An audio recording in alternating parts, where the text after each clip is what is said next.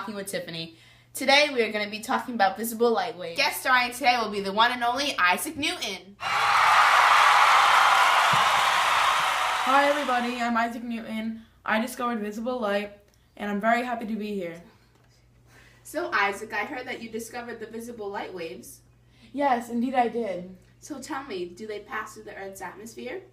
In fact, they do. A couple examples are the sun, the stars. So I heard some electromagnetic waves can be really dangerous to living organisms. Are visible light waves dangerous to us? Well, it has a very low level of danger, but it can really affect your eyes if you're exposed to it too long. Wow, I didn't know that. Wow, I'm finding visible light waves so interesting. So tell me, do they have uses in daily life?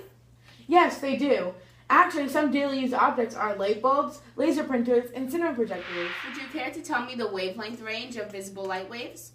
Yes, I would. It varies from anywhere from 380 to 750 nanometers. Wow, that's so interesting. I know. So Isaac, where are visible light waves found? Tiffany, just to let you know, they're found everywhere. Really, if you look at anything, you can probably see visible light I'm waves. so interested. Tell me more. Just watch this video right here. Where is it? It's coming. Okay.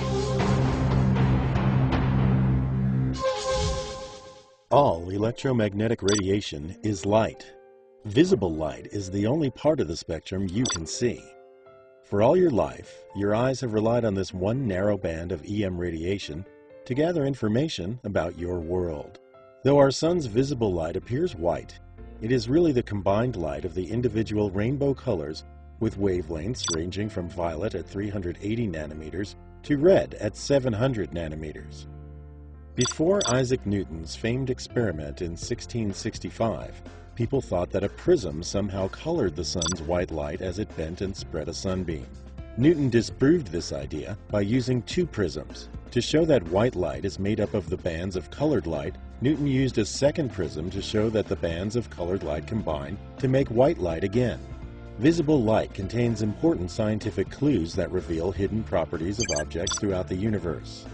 Minute gaps in energy at specific visible wavelengths can identify the physical condition and composition of stellar and interstellar matter. Human eyes aren't nearly sensitive enough to detect these faint peaks, but scientific instruments can.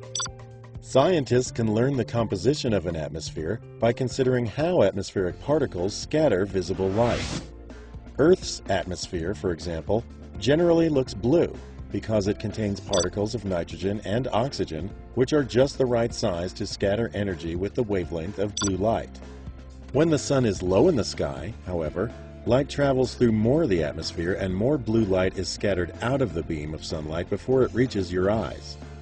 Only the longer red and yellow wavelengths are able to pass through, often creating breathtaking sunsets. When scientists look at the sky, they don't just see blue, they see clues about the chemical composition of our atmosphere. However, visible light reveals more than just composition. As objects grow hotter, they radiate energy with a shorter wavelength, changing color before our eyes. Watch a flame shift from yellow to blue as it is adjusted to burn hotter. In the same way, the color of stellar objects tells scientists much about their temperature. Our sun produces more yellow light than any other color because of its surface temperature. If the sun's surface were cooler, say 3,000 degrees Celsius, it would look reddish, like the stars Antares and Betelgeuse. If the sun were hotter, say 12,000 degrees Celsius, it would look blue, like the star Rigel. Like all parts of the electromagnetic spectrum, visible light data can also help scientists study changes on Earth, such as assessing damage from a volcanic eruption. This NASA EO1 image combines both visible and infrared data to distinguish between snow and volcanic ash and to see vegetation more clearly. Since 1972, images from NASA's Landsat satellite have combined visible and infrared data to allow scientists to study changes in cities, neighborhoods, forests, and farms over time. Visible light images taken by NASA's Mars landers have shown us what it would look like to stand on another planet. They have expanded our minds, our imagination, and our understanding. NASA instruments can do more than passively sense radiation. They can also actively send out electromagnetic waves to map topography.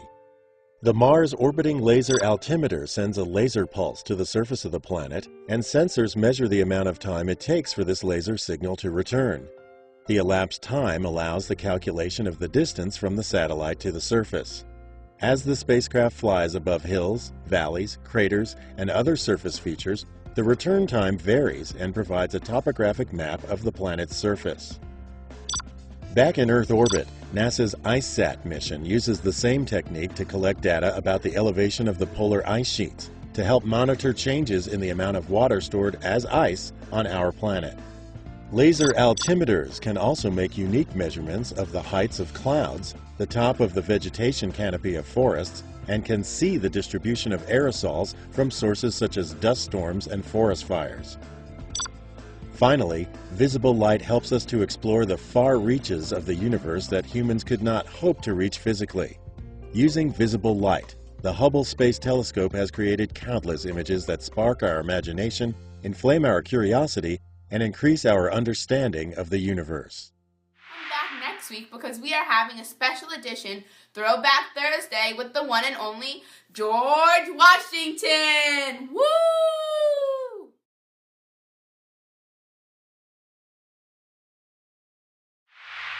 Guest starring today will be the one and only Ivan Newton. I don't know you're laughing. I'm laughing. Okay, go. So Isaac, I heard you discovered visible light. Yes, indeed I did. So tell me, does it pass through the Earth's atmosphere?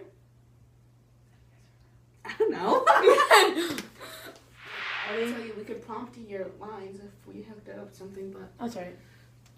Ready? no. Go. What?